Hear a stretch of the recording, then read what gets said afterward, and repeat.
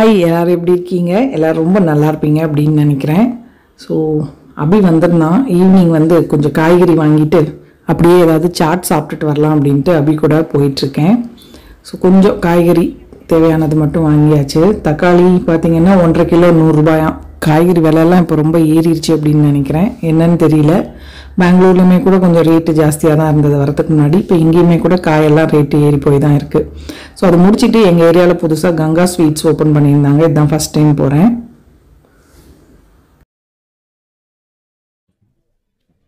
பாருங்க மக்களே, சுகர் வந்து கொஞ்சம் கம்மியாக இருக்குது. அதனால் இன்னும் கொஞ்சம் நல்ல சுகர் சாப்பிட்டு சுகர் ஏற்றுறாங்களாம். அவன் தான் வாங்கியிருக்கான். டேஸ்ட் வச்சுக்கோ. நான் வந்து தஹிபூரி வாங்கியிருந்தேன். நார்மலாக இன்னொரு கடையில் வாங்குவேன். குட்டி குட்டியாக ஒரு 6 பீஸ் இருக்கும். இது இவ்வளோ பெருசாக 4 கொடுத்துருந்தாங்க. வாயில் வைக்கிறதுக்கு பெரிய கஷ்டமாக இருந்தது. அப்படியே உட்காந்து சிரிச்சுட்டு இருக்கான். ஒன்று சாப்பிட்டு காட்டினான். ஸ்பூனில் எடுத்து கையில் எடுத்துக்கோ மம்மி, நல்ல வாயை திறந்து உள்ளே போட்டு இது பண்ணிங்கன்னா போயிடும் அப்படின்னு. காமெடியாக இருந்தது. அந்த பூரியை சாப்பிட்டு முடிக்கிறதுக்குள்ளே யாராவது பார்த்து சிரிப்பாங்க. சிரிச்சிட்டு போகிறாங்க, சாப்பாடு தான் முக்கியம் அப்படின்னு சொல்லிட்டு சாப்பிட்டாச்சு.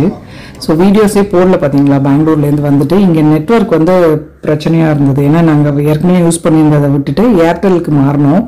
அவங்க வந்து ஒரு 5-6 நாளாக இன்ஸ்டால் பண்ணுறேன்னு சொல்லிட்டு நெட்டே கொடுக்கல. செம்ம கடுப்பு வேறு ஆயிடுச்சு எனக்கு. ஏன்னா நம்ம லைஃபே பார்த்தீங்கன்னா ஃபோனு டிவி இல்லைன்னா போகாத மாதிரி இருக்குது. அந்த காலத்தெல்லாம் அதெல்லாம் எல்லாமே நல்லா தான் டைம் பாஸ் ஆச்சு. இப்போ இல்லைன்னா என்னமோ ஒரு கையே உடஞ்ச மாதிரி ஒரு ஃபீலிங். ஸோ அவங்கக்கிட்ட சண்டை போட்டு மெயிலெல்லாம் போட்டு ஒரு வழியாக கொண்டு வந்து கனெக்ஷன் கொடுத்தாங்க. ஏர்டெல் செம்ம மட்டமான இதுவாக இருக்குது. நீங்கள் யாரும் ஏர்டெல் யூஸ் பண்ணுறீங்களா அப்படின்னு கமெண்ட்டில் சொல்லுங்கள். ஸோ நாங்கள் அங்கே சாப்பிட்டுட்டு ஹஸ்பண்ட்க்கு வந்து போலியும் ரசமலாயும் வாங்கிட்டு வந்தோம். அதையும் கொண்டே கொடுத்துட்டு காயை வந்து கடகடன்னு எடுத்து வச்சிடலாம். இன்றைக்கி வந்து நான் கருவேப்பிலை மல்லி எப்படி ஸ்டோர் பண்ணுறேன் அப்படின்னு உங்க கூட ஷேர் பண்ணிக்கலான் இருக்கேன். ஏன்னா அலசிட்டு தான் ஸ்டோர் பண்ணுறேன். ஏன்னா அப்படியே யூஸ் பண்ணிக்கலாம் பார்த்தீங்களா. இல்லைன்னா அந்நேரத்துக்கு வந்து நம்ம அலசி இது பண்ணிகிட்டு இருக்கணும். அதனால் வாங்கிட்டு வந்தோடனே அலசி கொஞ்சம் அப்படியே அந்த ஈரம் போகிற அளவுக்கு ஆற வச்சுட்டு அதுக்கப்புறமா டப்பாவில் போட்டு ஸ்டோர் பண்ணுவேன். காய் வந்து ரொம்பலாம் ஒன்றும் வாங்கலை. கேரட்டு, ஒரே ஒரு சௌ கொஞ்சமாக வாழைக்காய், தக்காளி, உருளைக்கிழங்கு இதெல்லாம் தான் வாங்கியிருந்தேன். ஸோ டெட்டு வந்து கேரட் ரொம்ப பிடிக்கும். அதனால் கீழே உட்காந்து வேடிக்கை பார்த்துட்ருக்கான், நமக்கு கொடுக்க மாட்டாங்களா அப்படின்னு. கடகடன் கையோடு எடுத்து வச்சிடலான்னு. ஏன்னா அங்கே சாப்பிட்டுட்டு இந்த போலியெல்லாம் வாங்கிட்டு வந்ததுனால டின்னரும் வேணான்னு சொல்லிட்டாங்க. சிட்டு டெட்டுக்கு தான் முட்டை காலி ஆகிடுச்சு. அதனால் வந்தோடனே முதல் வேலையாக அவங்களுக்கு முட்டை வேகிறதுக்கு வச்சுருக்கேன் பாருங்கள் அந்த பக்கம். ஸோ அதுக்குள்ளே ஃப்ரெண்ட் வந்திருக்காங்க. அவங்க வந்து கேரளா லீவுக்கு போயிருந்தாங்க. அதனால் சிப்ஸு இதெல்லாம் கொண்டு வந்திருக்காங்க. அவங்க வந்து டைனிங் ஹாலில் உட்காந்து பேசிகிட்டு இருந்தாங்க. அவங்க கூட பேசிக்கிட்டே வேலை பார்த்துட்ருக்கேன். ஸோ காய் பார்த்திங்கன்னா இவ்வளோ தான் இருந்துச்சு. கத்திரிக்காய், ஒரு கேப்சிகம் அது மட்டும் இருந்தது. முட்டைக்கோசும் ஒன்று இருக்குது. அதனால் பார்த்துட்டு கொஞ்சமாக வாங்கிட்டு வரலாம் அப்படின்ட்டு. ஹஸ்பண்டை விட்டேன் அப்படின்னா ஒரு 7-8 வெரைட்டி வாங்கிட்டு வந்துடுவார். அது எப்படியுமே ஃப்ரிட்ஜில் வாடி போயிடும். அதனால் நானே போயிட்டு வரேன் இன்றைக்கி அப்படின்ட்டு. அப்படி வந்ததுனாலே சாட் சாப்பிடணும் போல் இருந்துச்சு. அதனால் சாட்டும் சாப்பிட்டுட்டு நான் அப்படியே வாங்கிட்டு வரேன்னு சொல்லிட்டு காய்கறி போய் வாங்கிட்டு வந்தேன். டெட்டு பாருங்கள் என்னமோ பரிதாபமாக உட்காந்து சீன் போட்டுட்ருக்கான். சமீபத்தில் தான் அமேசானில் இந்த சாலட் ஸ்பின்னர் வாங்கினேன். இது வந்து நம்ம மல்லி இதெல்லாம் அலசிட்டு நல்லா தண்ணி வடிச்சிட்டு கொஞ்சம் நேரம் ஈரம் ஆற வைக்கிறதுக்கு ஈஸியாக இருக்குது. ஸோ முதல்ல வந்து சும்மாவே அலசி வைப்பேன். அது பார்த்திங்கன்னா கொஞ்சம் சீக்கிரம் கெட்டு போகிற மாதிரி இருக்கும். இந்த ஸ்பின்னர் வாங்கினதுக்கப்புறம் நல்லாயிருக்கு. நல்லா அலசிட்டு அதுக்கப்புறமா ஒரு துணியில் ஸ்ப்ரெட் பண்ணி கொஞ்சம் ஆறுனதுக்கப்புறமா எடுத்து டப்பாவில் போட்டு வச்சிட்டோம் அப்படின்னா 10-15 நாள் கூட வருது. அதுக்குள்ளே கருவேப்பிலெல்லாம் காலி ஆகிடும். ஆனால் கிட்டத்தட்ட நான் ஒரு வாரத்துக்கு மேலே வச்சு தான் பார்த்தேன். நல்லா தான் இருக்குது.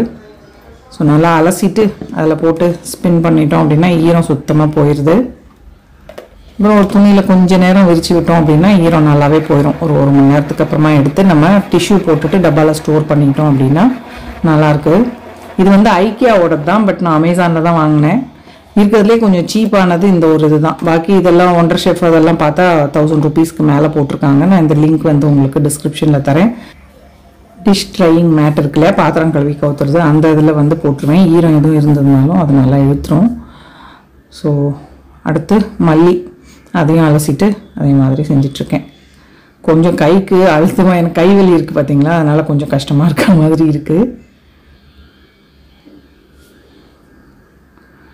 அவ்வளோதான். இது முடிச்சுட்டு எங்கள் ஃப்ரெண்ட் ஒருத்தவங்க இங்கேயே வேறு ஒரு வீடு வாங்கியிருக்காங்க. இன்டீரியர் வேலைலாம் முடிஞ்சது. ஸோ அது பார்க்க போகலாம் அப்படின்ட்டு கிளம்பிகிட்ருக்கேன். ஸோ வந்து எடுத்து வச்சிடலாம். இது நல்லா ஆறிடும் வர்றதுக்குள்ளே. எப்படியும் 1 மணி நேரம் ஆகிடும். கதை அடித்து எப்படி கீழே போயிட்டு வேறு பிளாக்கில் வாங்கியிருக்காங்க. ஸோ அங்கே தான் போகணும். ஸோ மல்லியுமே கூட ரெடி ஆகிடுச்சு பாருங்கள்.